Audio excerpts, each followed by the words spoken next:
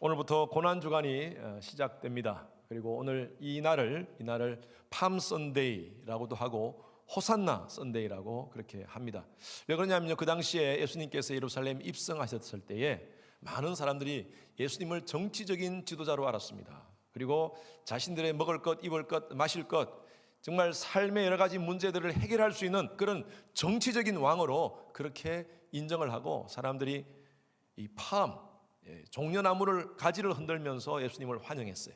그리고 호산나 호산나 외치면서 아까 불렀던 찬양, 호산나 왕, 갑자기 가사가 생각나네. 왕께 호산나 불러 왕 중의 왕 하면서 그렇게 노래는 부르지 않았지만 그냥 호산나 호산나 하면서 그렇게 예수님을 맞이했던 그런 순간들이 바로 그 2000년 전 예루살렘 안에 있었습니다. 그래서 오늘날 저희들이 교회에서 이것을 하나의 교회력으로 정해가지고 팜 선데이, 종려 주일 또는 호산나 주일이라고 그렇게 합니다. 그러나 우리는 이 시간을 보내면서 예수님께서 정치적인 왕으로 오신 분이 아니지 않습니까?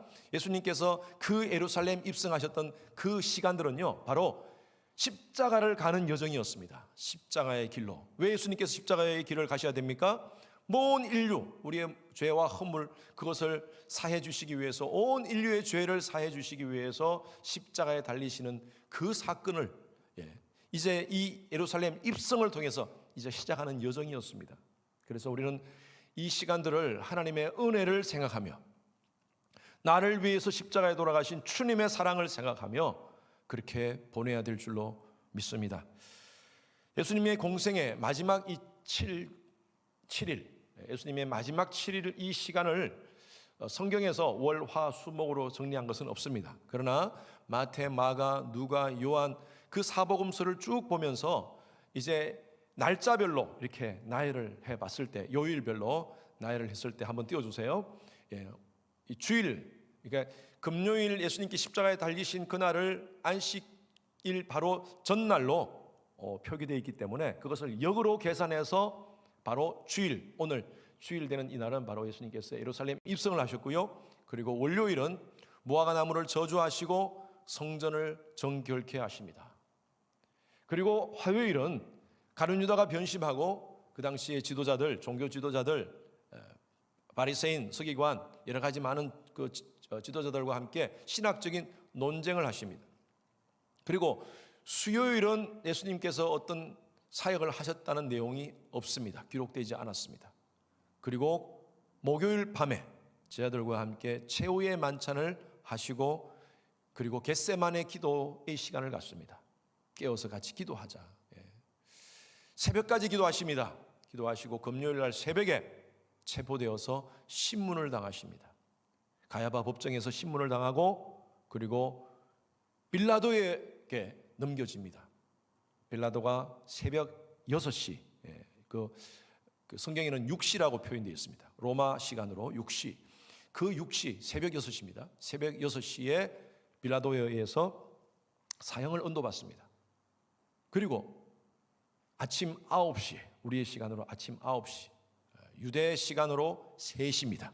유대 시간으로 3시. 우리 로마나 우리 지금 시간으로 9시, 아침 9시에 십자가에 달리십니다. 6시간 동안 달리시게 됩니다. 12시에 그 지역에 어둠이 임하게 됩니다. 그리고 오후 3시에 예수님께서 운명하십니다. 그 다음날 토요일 날 안식일이고 예수님께서 무덤에 머물러 계시고, 그리고 주일 부활하시게 됩니다. 이렇게 정리를 할 수 있습니다. 그러나 우리가 이것을 보면서, 우리가 이 종료주일을 지내면서 정말 잊지 않아야 될 것은요, 하나님의 사랑입니다. 저와 여러분들을 위해서 죄와 허물로 죽었던 이 죄의 문제, 인간 스스로 해결할 수 없기에 하나님께서 해결해 주시기 위해서, 인간의 이 죄의 문제를 해결해 주시기 위해서 하나님이 제안하신 그 사건이 바로 십자가 사건이었습니다. 누구든지 그 예수 그리스도, 십자가에 달리신 그 예수 그리스도를 나의 구세주로, 나를 구원할 자로 인정하면 구원을 주신다는 이 놀라운 하나님의 구원의 섭리가 담겨 있는 것이 바로 십자가 사건이었습니다. 그래서 오늘 본문은요, 예수님께서 왜 이 땅 가운데 오셨는가에 대한 분명한 이유를 설명하고 있습니다. 본문 다시 한번 보십시오. 마가복음 10장 45절에 인자가 온 것은 어떻게, 왜 오셨습니까? 다 빼고 마지막에 자기 목숨을 많은 사람의 대속물로 주려 함이라. 이것이 바로 예수님께서 오신 목적이라는 것입니다. 저는 개인적으로 마가복음의 가장 중요한, 물론 많은 다른 구절도 중요한 말씀이지만 마가복음의 가장 중요한 구절이 바로 이 말씀이 아닌가 생각합니다. 오늘 제가 마가복음을 지금 강의하고 있는데 마가복음을 중심으로 한 예수님의 이 십자가 사건, 이 사건을 통하여 정말 나를 위해 십자가에 달리신 그 하나님의 사랑, 하나님의 그 놀라우신 은혜를 한번 묵상하는 그런 시간 되기를 주님 이름으로 축원합니다. 여러분, 인간은요 철저하게 자기중심적인 존재입니다. 인간은 자기 이기적 사랑에 빠져 있는 존재입니다. 그래서 성경은 이렇게 성경을 보면 성경이 어디에 십자가가 세워졌는가 참 신비합니다. 예수님의 십자가가 세워진 곳이 어디냐면요 해골이라는 곳입니다. 그래서 저는 이렇게 표현하고 싶어요. 인간은 해골로 태어나서 해골로 살다가 해골로 죽게 됩니다. 마가복음 15장 22절 말씀 보십시오. 같이 읽습니다. 시작.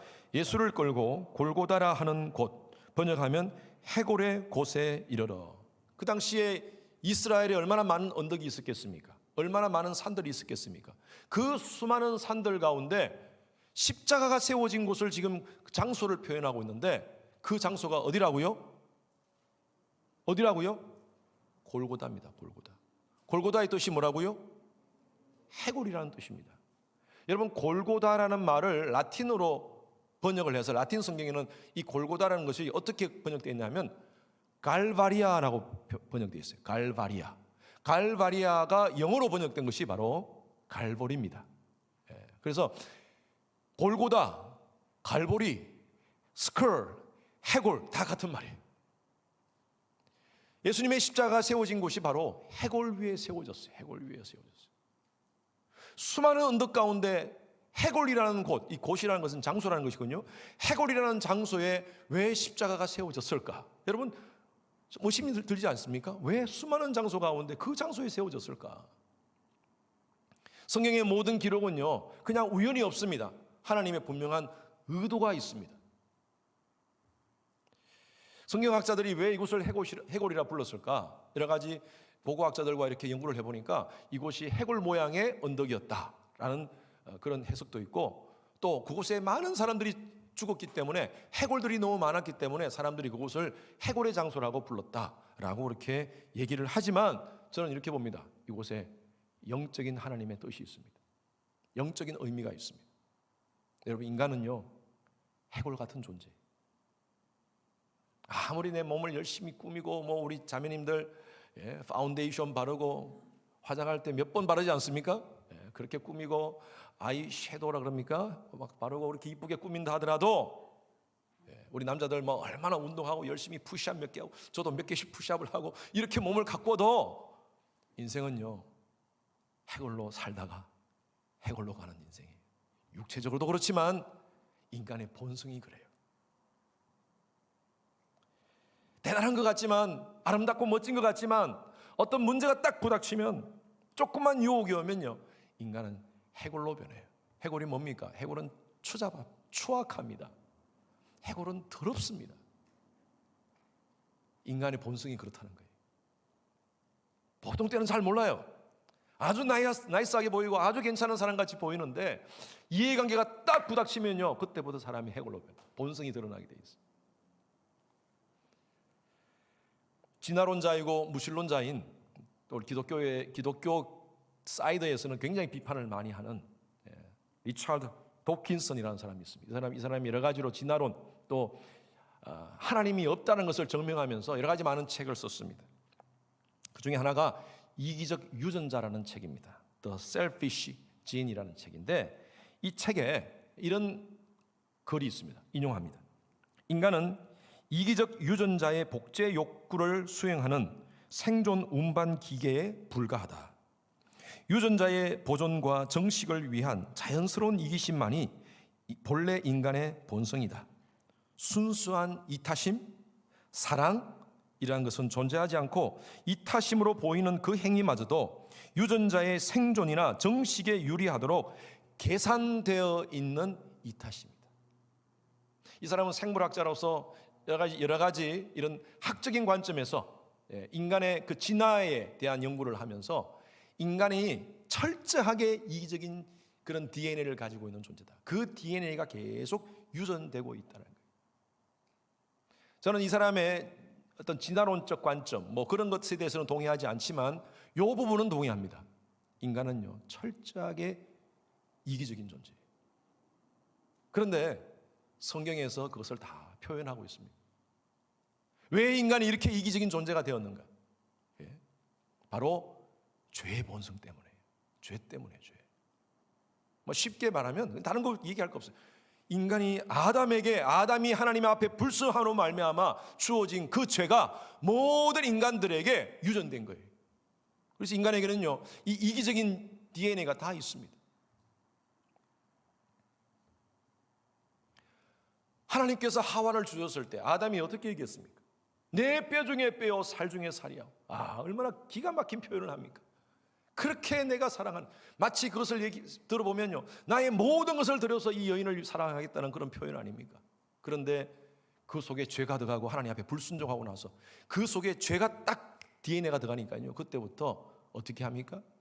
하나님이 왜 이렇게 선악과를 따먹었냐고 했을 때에 당신이 내게 준 저 여자 때문입니다.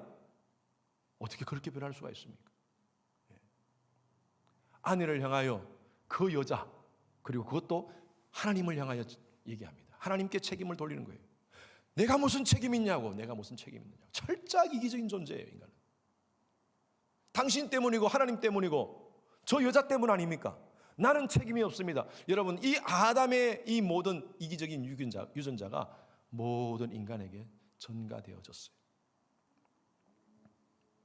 그래서 이 죄의 유전으로 말미암아 인간은요, 해골로 살다가 해골로 죽게 되는 것이 인간이 처해야 되는 운명입니다. 빌라도 보십시오. 우리가 지금 아까 우리 사도신경을 고백할 때도 빌라도에 대한 고백을 했지 않습니까? 빌라도가 어떤 짓을 했습니까? 예수님을 십자가에 달리게 하는 그런 사형을 언도해가지고 2000년 동안 모든 그리스도인들의 그 고백 속에 들어가지 않습니까? 참 치욕적인 이름이 되어버렸어요. 왜 그렇게 됐어요? 빌라도는요, 예수님이 죄 없는 것을 확실하게 알았습니다. 여러 가지 상황을 보니까 예수에게는 죄가 없어요. 그리고 그 당시에 제사장들과 그 당시에 종교 지도자들이 얘기하는 그러한 모든 것들은 너무 부당하고 터무니없는 그런 이유라고 분명히 알았습니다. 그 당시에 이 절기에 한 죄수를 풀어주는 그런 관례가 있었는데, 바라바라는 아주 악독한 죄인이 있었습니다. 그 죄인을 두고 예수와 함께 비교하면서 대중들이 묻습니다. 자, 한 사람을 풀어줘야 되는데 누구를 내가 풀어줄까 하니까 사람들이 전부 다 바라바, 예수를 죽여라, 예수를 죽여라. 마가복음 15장 15절 보십시오. 다 같이 시작. 빌라도가 무리에게 만족을 주고자 하여 바라바를 놓아주고 예수를 채찍질하고 십자가에 못 박히게 넘겨주니라. 예수가 무죄하다는 사실을 분명히 알고 있었어요. 확실히 알고 있었어요. 그럼에도 불구하고 양심에 거스르는 일을 합니다. 정의와 공정, 그거보다 이기적인 선택을 합니다. 뭐 때문에? 목적이 뭡니까? 왜 그런 선택을 했습니까? 무리에게 만족을 주고자. 이게 말이 무슨 말입니까? 빌라도는요, 그 지역을 통제하는 사람이었습니다. 그 지역에서 만약에 밀란이 일어난다든지 무슨 폭동이 일어나면요, 본국에서 자기가 책임을 지려야 됩니다. 그리고 앞으로 자기 출세에 지장이 있습니다. 예수가 죽는 거 상관없어요. 자기는 자기 출세에 지장이 되면 안 돼요. 철저하게 이기적인 선택을 합니다. 이기적인 유전자를 가지고. 그래서 밀란이 일어나지 않게 하기 위해서 무리에게 만족을 주고자. 이것이 불공정하고 이것이 잘못된 선택인 줄 알면서도 그렇게 선택을 합니다. 사형을 집행한 그 당시에 로마 군인들을 한번 보십시오.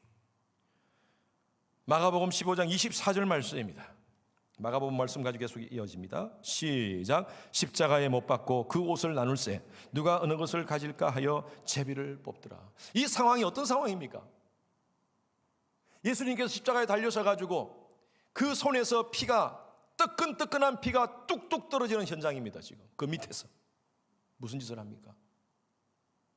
군병들이 예수님의 옷을 가지고 동전 던지면서 제비 뽑기 하고 있어요.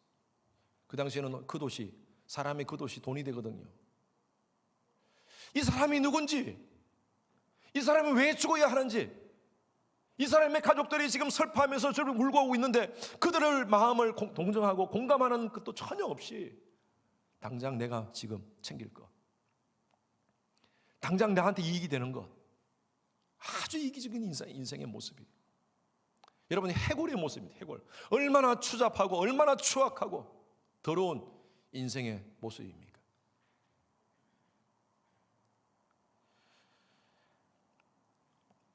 서울에 지금 부산과 서울에 시장 선거를 위해서 지금 선거 운동하고 있지 않습니까? 왜 이런 일이 벌어졌습니까? 사회적으로 존경을 받아서 시장이 되신 분들, 그 당시에 시민들의 표를 다 받은 거 아닙니까? 존경을 받고 이 사람 세워주면 이 사람이 정말 더 좋은 서울을 만들고 부산을 만들 줄 알았어요. 그런데 그들이 부적절한 행위를 했어요. 어떻게 그럴 수가 있습니까? 시장이 한 시의 전체를 책임지고 그걸 대표하는 시장이 어떻게 그런 행위를 할 수가 있습니까? 지금 뉴욕시장도 마찬가지입니다. 뉴욕시장, 저 이름을 얘기하지 않겠습니다. 부적절한 부정적인 행위를 해가지고 자기가 시인을 했어요. 근데 사퇴는 하지 않겠대요. 버티고 있습니다. 여러분 똑똑한 사람들입니다. 많은 것을 가진 사람들이에요. 권력과 명예를 가진 사람들 아닙니까? 사람들의 존경을 받고 인기를 가진 사람들 아닙니까? 그런데 순간에 다 넘어졌어요. 해골 같은 존재예요. 자들이 잘못해놓고 잘못했다고 얘기하지 않습니다. 다 다른 사람한테 그 똑똑한 머리를 가지고 법을 이용해서 다른 사람한테 다 뒤집어 씌우고 있습니다. 오히려 피해자를 힘들게 하고 있는 상황. 해골입니다. 해골. 얼마 전에 애틀랜타에서 총격 사건이 일어났어요. 이 아시안들을 상대로 해서. 지난주에는 콜로라도에서 총격 사건이 있었어요. 많은 사람이 희생되었어요. 많은 사람이 죽었어요. 근데 뭐 여러 가지 정확한 이유는 모르지만 지금 나오는 이유들이 뭐냐면 사회에 대한 불만, 어떤 성적인 욕구, 뭐 이런 것들을 컨트롤하지 못해서 그런 일을 했대요. 여러분 전부 다 인간이 얼마나 이기적인 존재입니까? 나의 욕구를 채우기 위해서 다른 사람의 생명을 취해도 되는 거예요? 죽여도 되는 거예요? 해골이에요, 해골. 그런데 우리가 이렇게 아니 어떻게 시장이 그럴 수가 있나? 어떻게 그 사람이 그럴 수가 있나? 어떻게 이 사람이 그럴 수가 있나? 라고 우리가 손가락질을 하지만 왜 이런가요? 그 사람들의 모습 속에 우리가 오버랩됩니다. 우리도 어쩌면 그런 존재인 것 같아요. 어쩌면 예수를 믿는다고 말은 하지만 우리 속에 얼마나 이런 해골의 모습이 있는지, 이기적인 모습이 있는지. 평상시에는 괜찮아요. 얼마나 사랑 얘기합니까? 얼마나 다른 사람 용서하라고 얘기합니까? 다 품자고 얘기합니다. 그런데 어떤 문제가 딱 생기면요, 얼마나 이기적으로 변하는지. 사랑 말하는 건 이미 다 잊어버려요. 다른 사람에 대해서 비판하고 험담하는 것은 너무너무 잘하고 있어요. 누군가가 나를 위해서 그렇게 비판하고 정말 험담하는 것은 내가 참지를 못해. 어떻게 나한테 그럴 수가 있는가? 그런데 나는 얼마나 다른 사람에 대해서 비판하고 험담하고 하는 것을 잘하고 있는지. 최영덕 간사가 불렀던 그 만든 찬양 가운데 오늘 나누는 찬양이라는 있지 않습니까? 그 찬양. 오 간교한 나의 입술이여, 오 교만한 나의 마음이여, 왜 나의 입은 사랑을 말하면서, 왜 나의 마음은 화해를 말하면서, 왜 내가 먼저 져줄 수 없는가, 왜 내가 먼저 용서할 수 없는가. 나도 여전히 해골이에요. 어쩌면 소망이 없는 존재, 불쑥불쑥 내 속에 이런 욕구들이 나오면서 다른 사람을 비방하고 원망하고 해골로 변하는 나의 모습들을 봅니다. 소망이 없는 존재같이 보여요. 근데 우리는 소망이 있어요. 이런 존재를 위해서 예수님께서 십자가에 달려 돌아가셨어요. 바로 이것이 바로 인자의 이타적인 사랑입니다. 하나님은 너무너무나 우리 속성을 잘 아십니다. 우리의 이기적인 유전자를 너무나 잘 아세요. 리차드 도킨슨이 얘기했듯이 이기적 유전자를 가진 인생은 해결책이 없어요. 소망이 없어요. 그것으로 끝나는 거예요. 기계적인 존재로, 리차드 도킨슨은 그렇게 표현했어요. 인간은 기계적인 존재로 생존 운반 기계에 불과하다. 그런 존재입니까? 아니에요. 인간은 그런 존재가 아니에요. 철저하게 죄성 때문에 이기적인 존재지만 그래도 소망이 있어요. 인간 속에 하나님의 이미지 오브 갓, 형상을 하나님께서 부어주신 줄로 믿습니다. 그래서 우리에게 하나님이 십자가를 주신 거예요. 소망을 주신 거예요. 기회를 주신 거예요.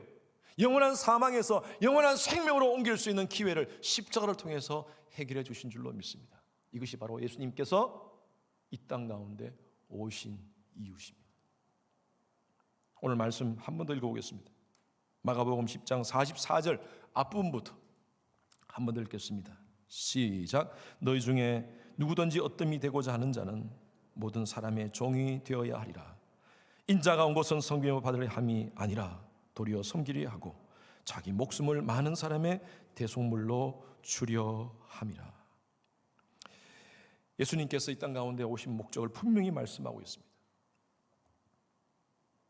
이 십자가는 바로 그 사랑의 완성의 순간입니다.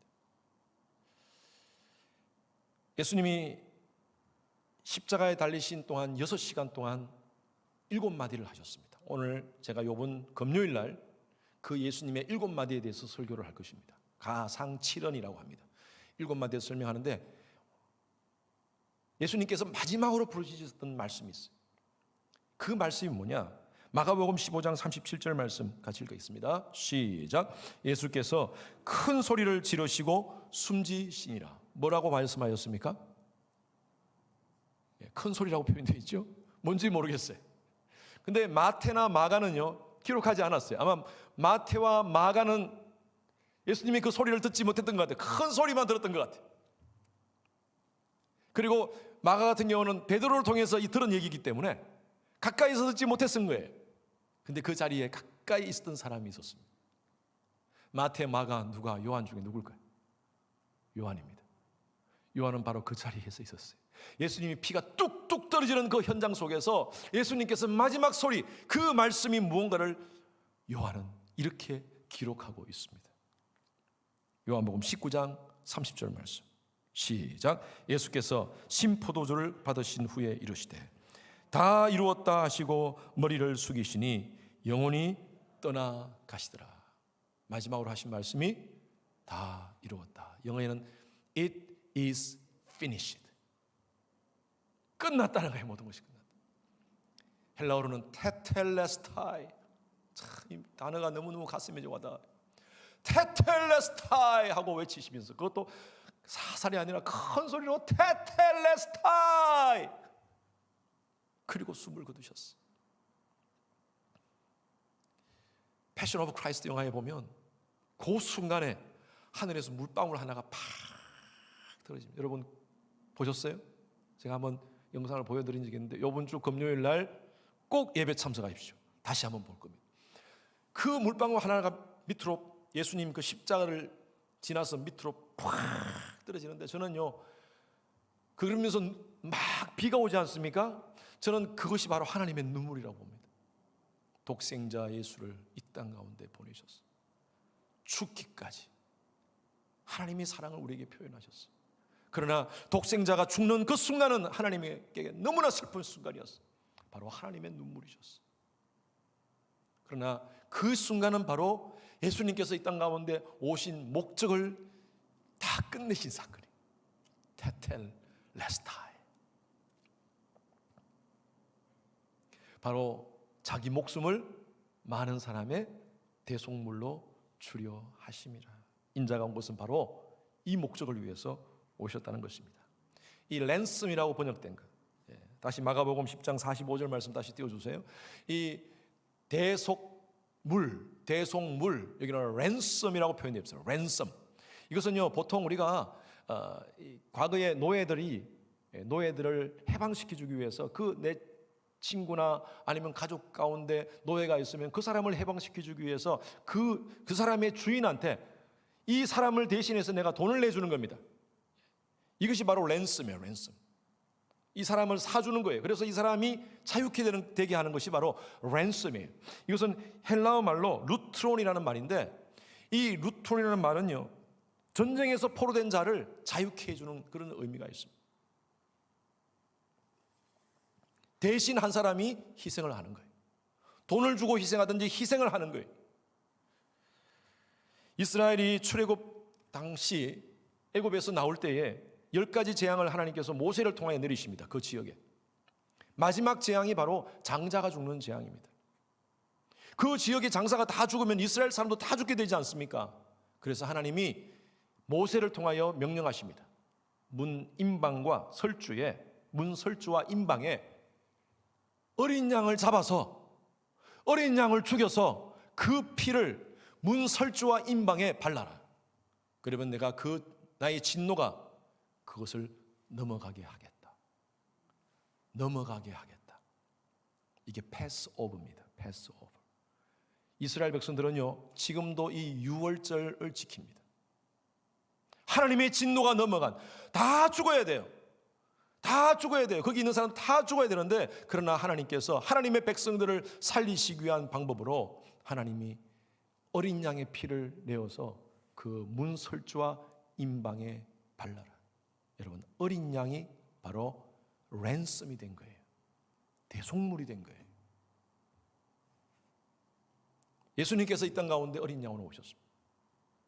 저와 여러분들이 가지고 있는 그 모든 죄의 대가를 다 지불하시고 예수님이 대속물, 어린 양이 되셨어요. 요한복음 10장 10절 말씀 보십시오. 다 같이 시작. 내가 온 것은 양으로 생명을 얻게 하고 더 풍성히 얻게 하려는 것이라. 예수님이 오신 목적이 바로 우리에게 영원한 사망 가운데 있는 우리를 영원한 생명으로 옮기게 하시기 위해서 예수님이 어린 양으로 대속물, 랜섬이 되셔서 이 땅 가운데 오셨다는 것입니다. 그래서 우리에게 소망이 있다는 것입니다. 이 예수 그리스도를 믿는다는 것은요, 이것은 하나님의 은혜입니다. 너희가 그 은혜를 인하여 믿음으로 말미암아 구원을 얻은다니 이것이 너희에게서 난 것이 아니요 하나님의 선물이라. 누구든지 예수 그리스도를 고백하고 그 예수의 십자가에 달리신 그 예수가 나를 위한 구원자라는 사실을 내가 믿으면 하나님이 영생을 주시겠다는 거예요. 여러분, 이보다 큰 은혜가 어디 있습니까? 이것은요, 누구나 남녀노소 많고 돈 많고 적고 잘생기고 못생기고 키 크고 작고 상관없어요. 누구든지 예수 그리스도를 주라 고백하면 영접하는 자 곧 그 이름을 믿는 자들에게는 하나님의 자녀가 되는 권세를 주셨느니라. 할렐루야.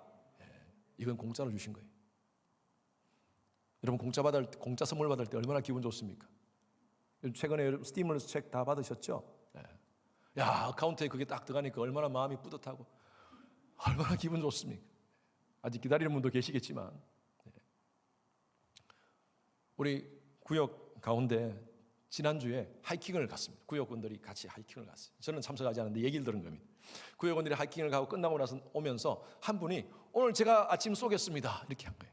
근데 여러분들이 같이 가셨대. 그래가지고 어느 식당에 가가지고 아침 식사를 잘 먹고, 누가 또 쏜다니까 많이 먹었겠죠.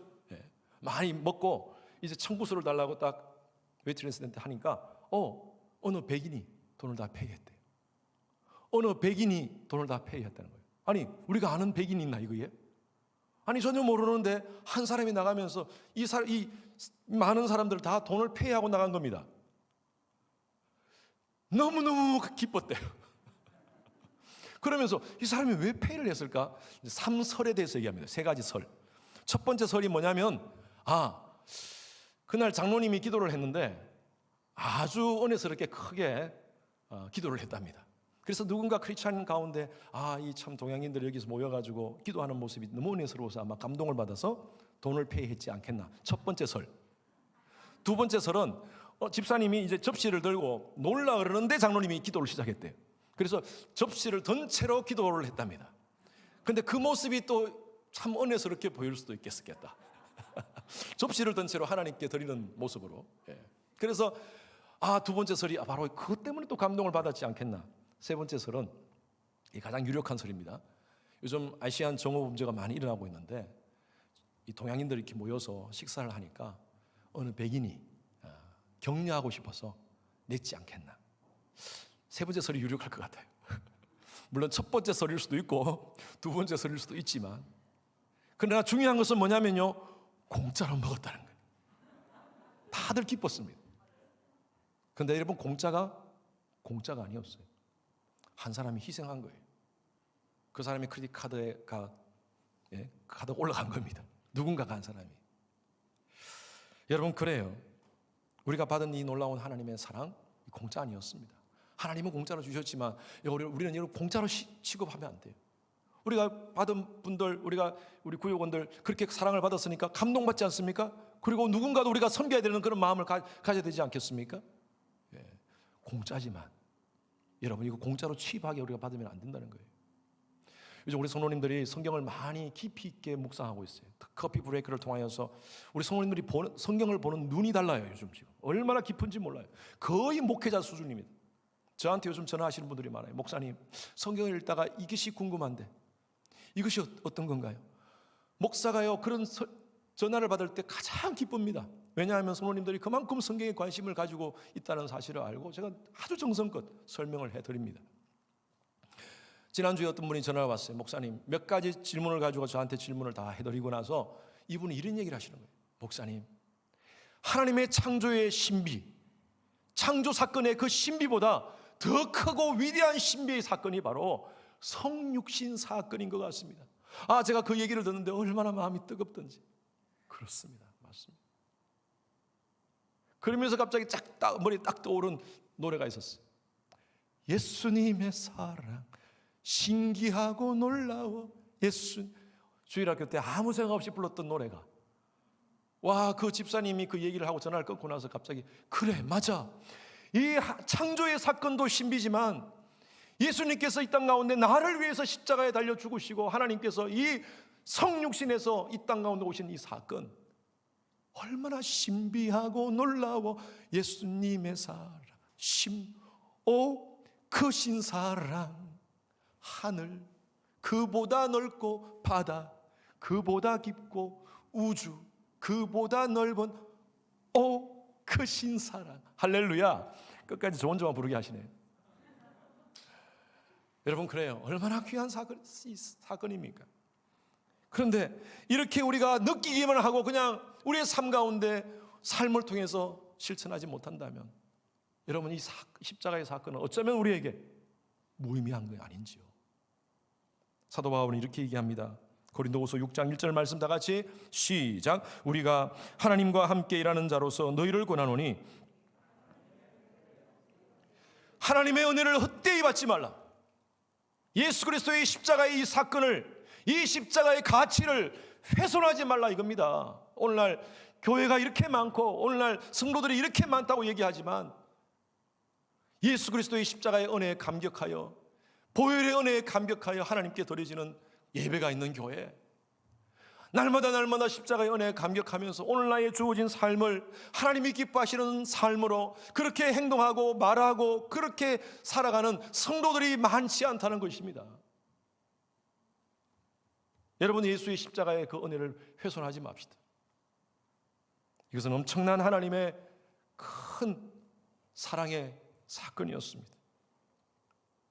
아직도 해골 같은 우리의 인생에 십자가가 세워졌다고 말은 하는데, 모조 십자가 세워놓고 그냥 아크릴 십자가 세워놓고 그냥 내가 예수 믿는다고 말만 하면서 다니는 우리의 모습들이 아닌지, 그러면서 여전히 남 험담하고 비판하고 그런 건 너무너무 잘하고, 또 나에 대해서 누가 얘기하면 정말 화 참지 못하고 함부로 말하고 함부로 행동하는, 십자가와 뭐와 상관없이 그냥 내 욕심대로 내 감정대로 내뱉고하는 그런 우리의 모습이 아닌지.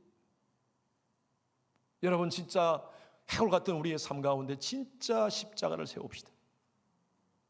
하나님의 십자가의 사랑을 기억하면서 우리의 삶 가운데 십자가를 세우는 여러분 되시길 주님의 이름으로 축원합니다. 여러분, 십자가 세우는 사건은요, 내가 죽는 사건이에요. 날마다 십자가는 죽어야 돼. 사도 바울은 그렇게 고백했어요. 내가 그리스도와 함께 십자가에 못 박혔나니 이제는 내 속에 내가 산 것이 아니요 오직 그리스도가 사신 것이라. 여러분, 이게 바로 십자가, 내 삶에, 해골 같은 내 삶에 진짜 십자가를 세운 사람입니다. 십자가 세운 것 같이 흉내내지 맙시다. 진짜 한번 세워봅시다. 그리고 십자가 안에서 내가 살아봅시다. 여러분, 우리 가정에 진짜 십자가 세워봅시다. 아멘입니까? 여러분, 인생에 진짜 십자가 세웁시다. 모조품 말고요,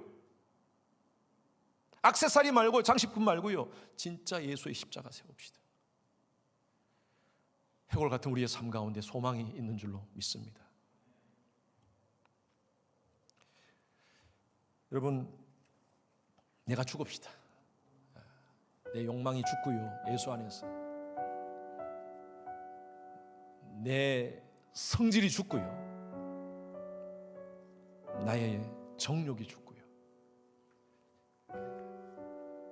그리스도 십자가 앞에서 내 정과 욕심을 못 박았느니라 했던 그 사도 바울처럼 죽읍시다. 여러분, 우리 가정이 십자가, 예수 그리스도 십자가로 사는 방법은요, 내가 죽는 거예요. 남이 죽는 거 아니에요. 남편이 죽고 아내가 죽는 게 아니에요. 내가 죽어야 돼요. 여러분, 관계 속에서, 성도들의 관계 속에서 정말 아름다운 관계를 만들어가기 위해서 우리 관계 속에 십자가가 세워지는 이유는요, 내가 죽어야 돼. 내가 죽어야 돼. 이기적인 그런 마음 다 버리고 정말 예수 그리스도의 이타적인 사랑을 내 가슴에 품는 그런 여러분 되시기를 주님의 이름으로 축원합니다. 전 개인적으로 찬양을 참 좋아합니다. 제 후배가 목사님이 만든 찬양인데, 정말 살아도 주를 위해 살고 죽어도 주를 위해 죽겠습니다. 이 사도 바울의 고백, 이 고백이 저와 여러분들의 고백이 되길 바라면서 이 찬양 같이 부릅시다.